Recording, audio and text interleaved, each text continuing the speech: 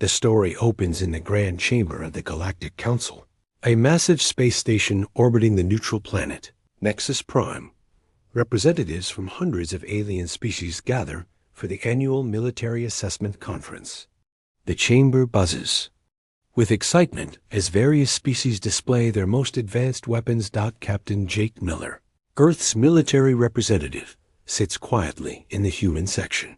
He watches as the tall, blue-skinned Altarians demonstrate their plasma cannons that can melt through starship hulls. The insectoid hive queens show off their bioweapons that can consume entire planets. The crystalline shards reveal their reality-bending energy weapons that can tear holes in space itself. When Earth's turn arrives, Jake stands and activates a simple holographic display.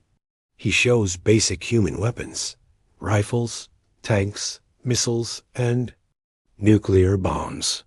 The alien representatives exchange glances and begin to whisper among themselves. Some laugh openly. Ambassador Vex, the reptilian leader of the Serpent Coalition, speaks first. Humans still use projectile weapons? How primitive. Our plasma technology surpassed such crude methods millennia ago. The four-armed General Crix of the War Clan's adds, chemical explosives? We thought all civilized species had moved beyond such basic destruction methods. Even the Peaceful Harmony Collective's representative, Elder Blue, seems concerned. Perhaps Earth needs technological assistance. These weapons seem ... outdated. Jake remains calm as more species join the mockery. The Void Hunters boast about their dark matter weapons. The Starforgers demonstrate their solar-powered destruction beams. Each alien race tries to outdo the others, showing increasingly exotic and powerful weapons. The human delegation appears embarrassed. Some younger diplomats fidget in their seats, clearly uncomfortable with the situation. Ambassador Lisa Stone, Earth's senior diplomat, maintains her composure, but her jaw is tight. As the presentations continue, the aliens begin making casual comments about human weakness. They question how Earth managed to join the Galactic Council with such primitive technology. Some suggest humans should focus on trade and leave military matters to more advanced species. Jake listens to everything without reaction. He takes notes in a simple paper notebook, while aliens around him use quantum computers and neural interfaces. This only adds to their amusement. The session concludes with the Galactic Defense Committee announcing new military rankings. Earth is placed in the lowest tier, classified as a developing military power, alongside species that have just discovered spaceflight. As delegates begin to leave, various alien representatives approach the human section with offers of protection. They suggest defense contracts and military advisors, clearly viewing humans as clients rather than equals. Do not worry about your limitations, Vex tells Jake with what might be sympathy on his reptilian features. Not every species can be warriors. Perhaps humans excel in other areas. Jake simply nods and thanks them politely. His calm response puzzles some aliens who expected either anger or gratitude. That evening, in the human quarters aboard the station, the diplomatic team gathers for a private meeting. Several younger diplomats express frustration about the day's humiliation. "Sir, shouldn't we have shown them our latest technology?" asks Lieutenant Tom Brooks. "The quantum torpedoes, the antimatter, missiles?" Ambassador Stone shakes her head. "Our orders were clear. Show only conventional weapons for now."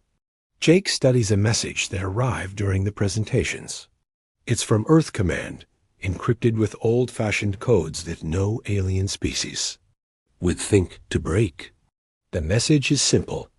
Assessment complete. Proceed to Phase 2 when ready. He looks up at his team. The Council wants to see what humanity can do in a real conflict situation. They've been watching us for months, testing our reactions. "What do you mean?" Stone asks.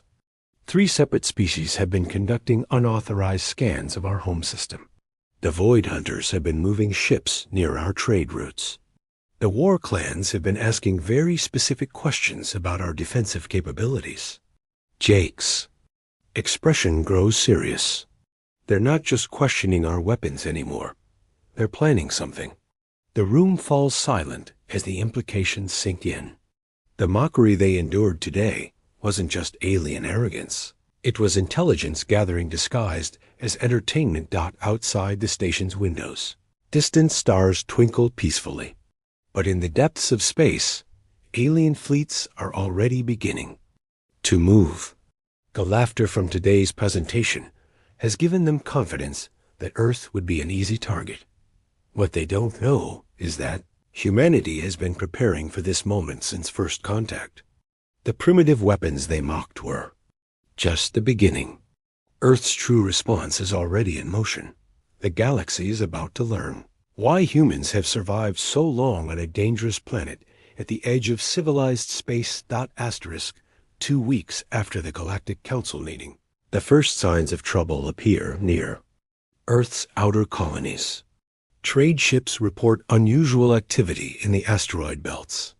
Long-range sensors detect unidentified vessels conducting what appear to be reconnaissance missions. Admiral Kate Ross sits in Earth Command's war room, deep beneath the surface of Luna. Holographic displays show the positions of every human ship. In the solar system, red dots mark the locations of suspicious alien activity. They're being careful, reports Colonel Mike Davis, head of intelligence. Multiple species, but they're not coordinating openly. Each group thinks they're acting independently. The aliens had made a critical error in judgment. They assumed that because human weapons appeared primitive, human intelligence capabilities must be equally limited. They were wrong. Earth's spy network had been tracking their movements since the day after the council meeting. Human agents embedded in various alien societies had reported increased military preparations. Trade monitoring showed unusual purchases of fuel and supplies by species that normally had no interest in human space. The Void Hunters are moving first, Admiral Ross notes, studying the tactical display. 3 of their scout ships just crossed into the Titan mining zone. The Void Hunters were notorious throughout the galaxy for their aggressive expansion. Tactics. Their dark matter weapons could phase through most conventional shields, making them feared by many species. They had chosen Earth's mining operations as their first target, expecting easy victory against primitive human defenses. Captain Jim Parker commands the mining station Titan base. When the alien ships appear on his sensors, he follows standard protocol. He sends out a standard warning message and activates the station's defensive systems. The Void Hunter ships ignore the warning. Their commander, War Chief Drac, had studied human military capabilities during the council presentation. He expected to overwhelm the mining station quickly and claim it as Void Hunter territory. Human vessel, your weapons are insufficient. Drac broadcasts on open channels. Surrender now, and we will consider allowing some of your people to live as workers. Captain Parker's response is calm and professional. This is Titan Mining Station. You are in violation of Galactic Council territorial agreements. Please withdraw immediately. Drac laughs, the sound echoing across the communication channel. Your primitive projectile weapons cannot penetrate our dark matter shields. We have studied your capabilities. You are no match for advanced alien technology. What Drac doesn't know is that Captain Parker is a former Earth Navy officer. The mining station's civilian crew includes dozens of military veterans who chose to work in the outer system after their service ended. The station's defensive systems are more sophisticated than they appear. The first Void Hunter ship opens fire with its phase cannons.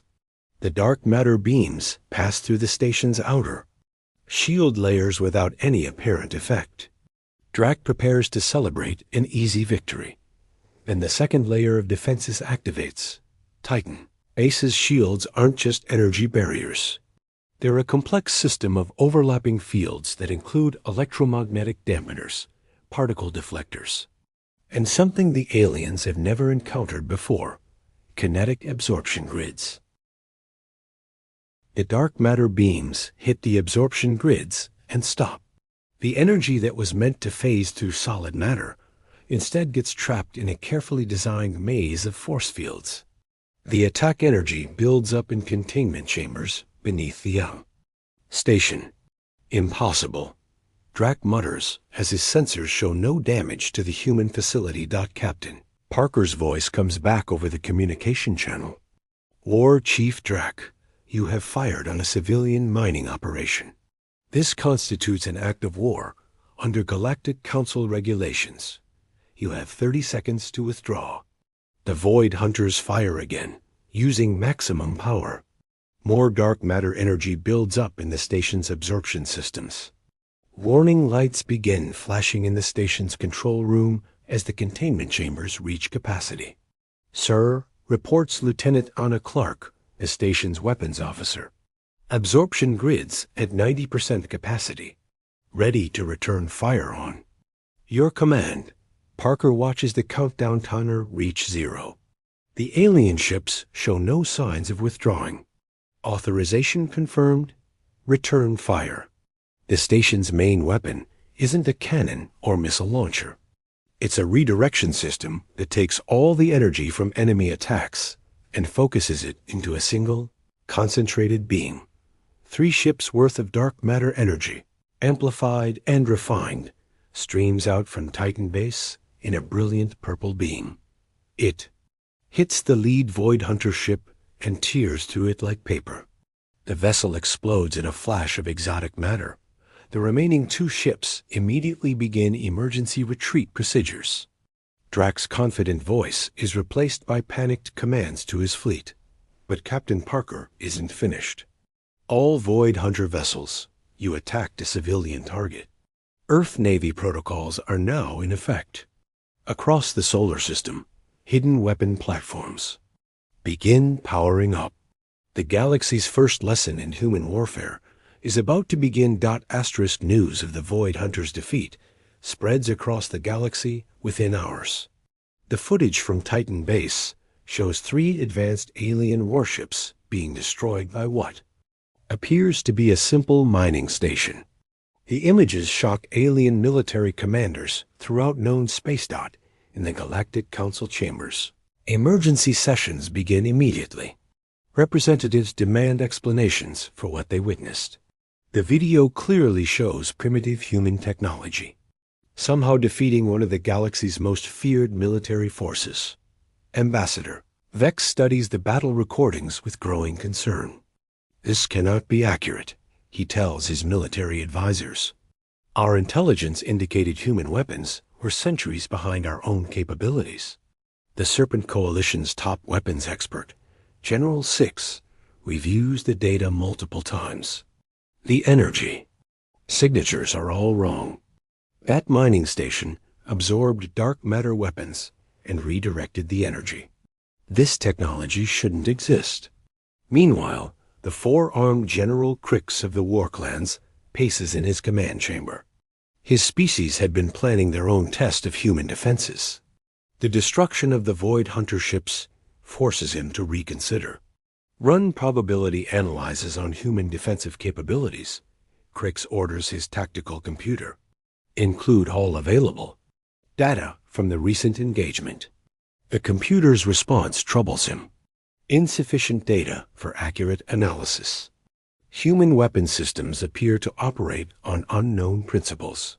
Recommend caution in any military engagement. But not all alien species are willing to back down.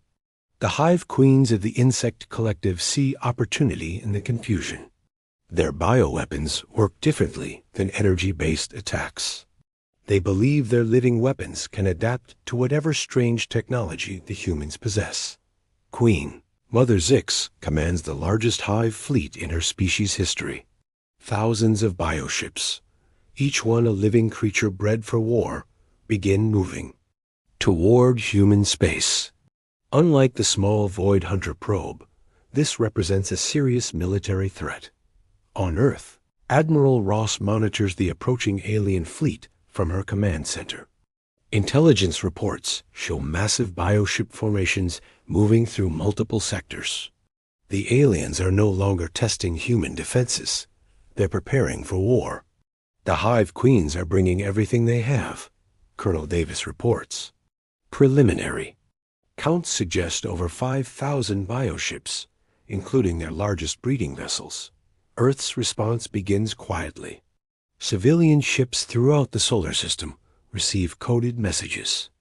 Trading vessels, exploration craft, and passenger liners all acknowledge receipt of new orders. To outside observers, nothing appears to change. Commercial traffic continues normally, but hidden modifications activate on hundreds of seemingly innocent human ships. Trade vessels reveal concealed weapon systems.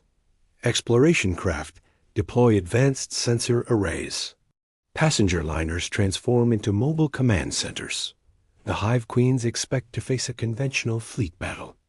Their bioships are designed to swarm enemy vessels and overwhelm them through sheer numbers. Queen Mother Zix has used this strategy to conquer dozens of systems. When the alien fleet arrives at the edge of human space, they find what appears to be a small defensive force. 30 human ships arranged in a standard battle formation. The aliens outnumber them more than 100 to 1. Pathetic, Queen Mother Zix communicates to her swarm through biological signals.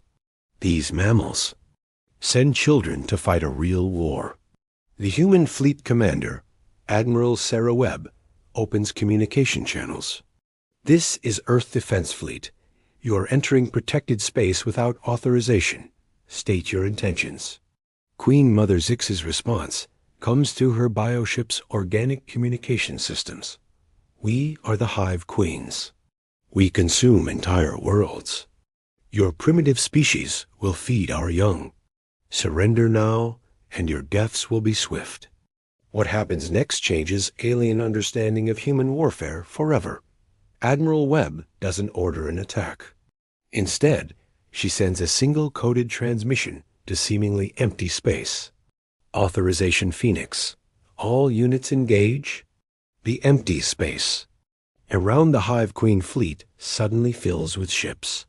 Hundreds of human vessels decloak simultaneously. They had been waiting in stealth mode, invisible to alien sensors. But the real surprise comes from the human weapons. Instead of the projectile weapons and explosives shown at the Galactic Council, the human fleet deploys something entirely unexpected. Biological warfare agents, specifically designed to target Hive Queen. Bio-ships that the Hive Queens had evolved their ships to be immune to most known weapons. But they had never encountered human biotechnology. Earth's weapons specialists had spent decades studying captured alien biological samples. They knew exactly how Hive Queen organisms functioned. The human bioweapons don't destroy the alien ships. They turn them against each other. Infected bioships begin attacking their own fleet. The Hive Queen's perfect biological coordination becomes their greatest weakness as the human virus spreads through their organic communication network. Within minutes, the largest alien military force ever assembled begins tearing itself apart. From within Queen, Mother Zix's final transmission before her flagship falls to infected swarm mates carries across the galaxy. What are these humans? Asterisk, the destruction of the Hive Queen fleet sends shockwaves throughout the galaxy. Within days, every major species receives detailed reports of the battle. The footage shows something that challenges everything they thought they knew about warfare. Humans had just defeated the galaxy's most powerful biological military force using weapons that turned living ships against themselves. The implications terrify alien military commanders across known space in the Galactic Council emergency chambers. Panic spreads among the representatives. Species that had been planning their own attacks on human territory suddenly reconsider their positions. The mysterious human capabilities demand immediate investigation. Ambassador Vex addresses the assembly with barely controlled fear in his voice. We need answers. How did a species we classified as primitive develop such advanced biological warfare? The crystal beings of the Shard Collective contribute their analysis through harmonic vibrations that translate as speech. Human weapons. Systems operate on principles we do not understand. Their technology appears to adapt specifically to each opponent. What the aliens don't realize is that they're witnessing the result of humanity's greatest military advantage, experience with total warfare against an entire planet full of hostile life forms. On Earth, in a secure briefing room beneath Geneva, Admiral Ross addresses the planet's top military leaders through holographic conference. The participants include representatives from every human military organization, both public and classified. The aliens think our technology is mysterious. Admiral Ross begins. They don't understand that everything we've shown them comes from fighting for survival on Earth itself. General Robert Stone, head of Earth's Biological Defense Division, explains the reality of human military development. Every weapon we've used against the aliens is based on something we originally developed for use on our own planet. The assembled officers listen as he details humanity's true military history. For thousands of years, humans had fought not just each other, but their entire environment. Diseases, hostile animals, natural disasters, and biological threats had shaped human military thinking in ways no alien species could comprehend. The energy absorption system at Titan Base? General Stone continues. Originally developed for surviving solar flares and electromagnetic pulses from Earth's unstable magnetosphere. The biological weapons that defeated the hive queens?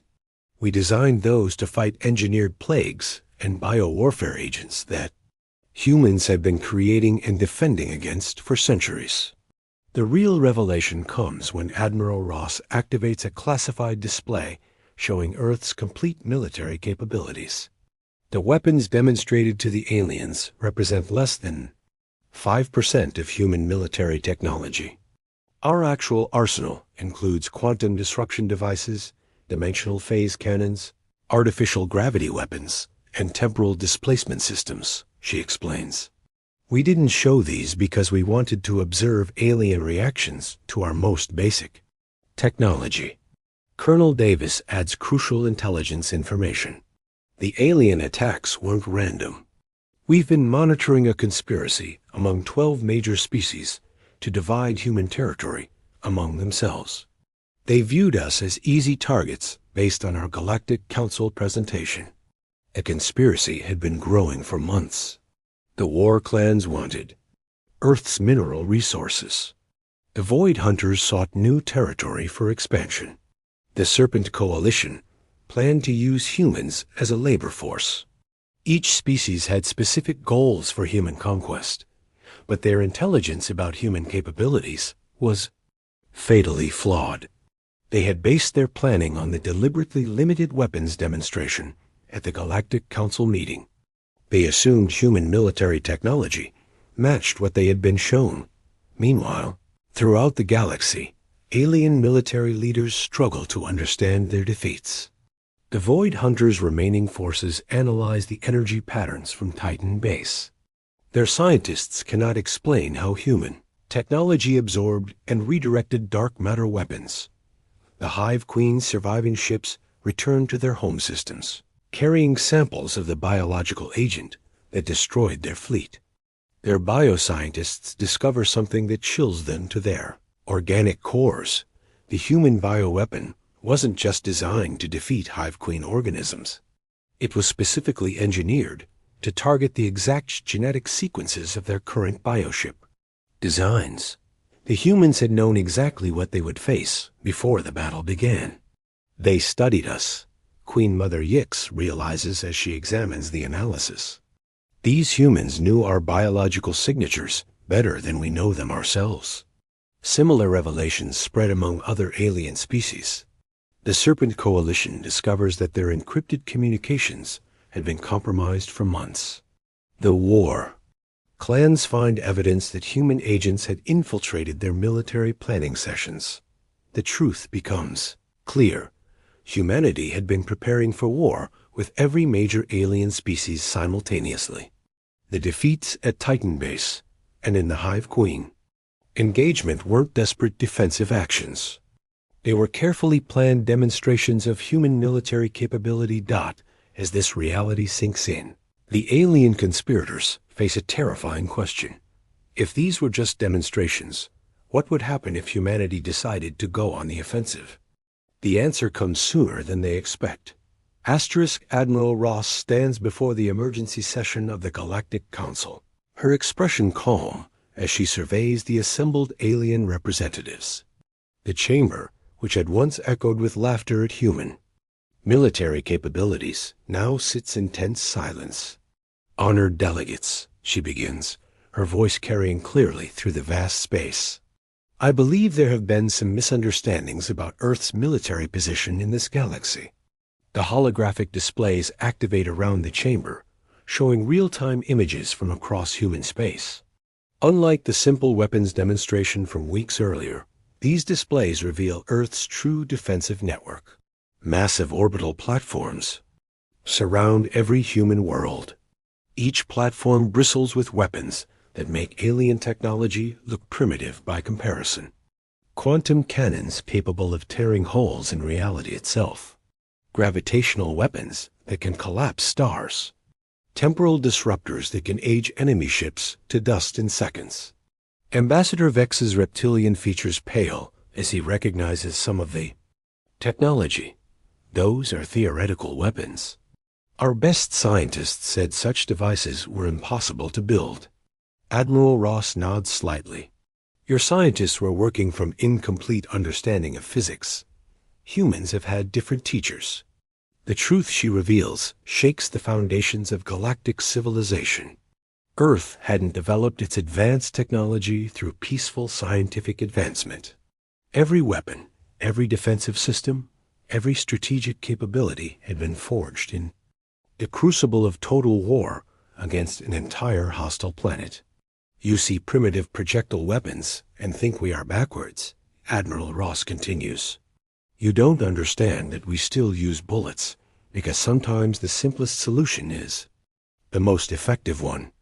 The displays shift to show Earth itself, revealing the planet's true nature. What appears to be a peaceful blue world is actually a military testing ground that has been running for millions of years. Every life form on Earth has been shaped by constant warfare against disease, predators, environmental disasters, and each other. Your species evolved on worlds that supported life, Admiral Ross explains. Humans evolved on a world that tried to kill everything that lived on it. This has given us certain advantages in military thinking. General Crix of the War Clans finds his voice first. You're saying your entire species is bred for war? Not bred, Admiral Ross corrects. Forged. Every human military advancement comes from solving life-or-death problems on our home world. We didn't choose to become warriors. Our planet gave US no other option. The assembled aliens begin to understand why human weapons had been so effective. The energy absorption systems weren't exotic technology. They were simple survival mechanisms developed to handle Earth's dangerous energy storms. The biological weapons weren't advanced science. They were basic pest control systems scaled up for use against alien organisms.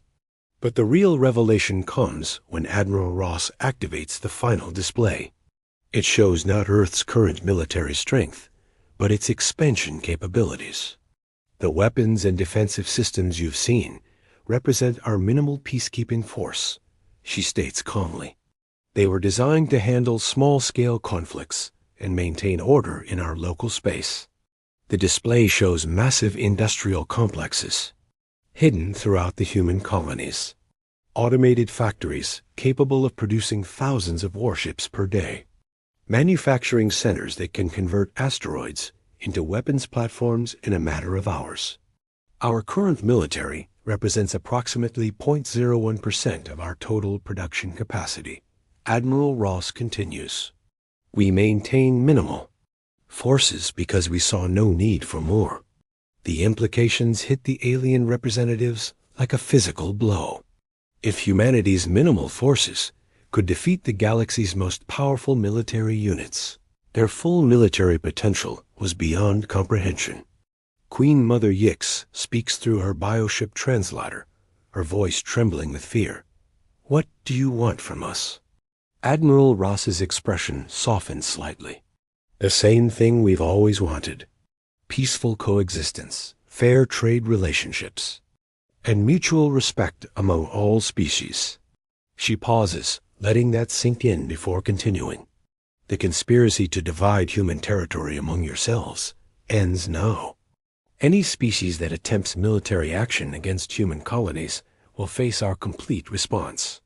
To demonstrate her point, Admiral Ross activates a tactical display showing the current positions of every military vessel in the galaxy. Red markers indicate ships belonging to species that participated in the conspiracy against humanity. What terrifies the aliens is that every single one of their military vessels has a human ship positioned nearby. Ships they hadn't detected. Ships that could destroy their entire fleets before they could react. "We've been watching all of you since the day we joined the Galactic Council," Admiral Ross reveals. "We know your capabilities, your plans, your weaknesses. We've been prepared for every possible threat." The chamber falls completely silent as the full scope of human strategic thinking becomes clear. They hadn't just been defending themselves. They had been conducting a comprehensive intelligence operation against every potentially hostile species in the galaxy. Ambassador Vex finally speaks, his voice barely a whisper. "How long have you been planning this?" Admiral Ross's smile is gentle but cold. "Since the moment we received your invitation to join the Galactic Council. We assumed some of you would eventually test our defenses. We were ready." As the session concludes, one fact becomes crystal clear to every species in the galaxy. They had questioned Earth's weapons and discovered that humanity's true weapon was something far more dangerous than any technology. It was the strategic. Thinking of a species that had survived by being more dangerous than everything else on the most hostile planet in known space. The galaxy would never underestimate humanity again.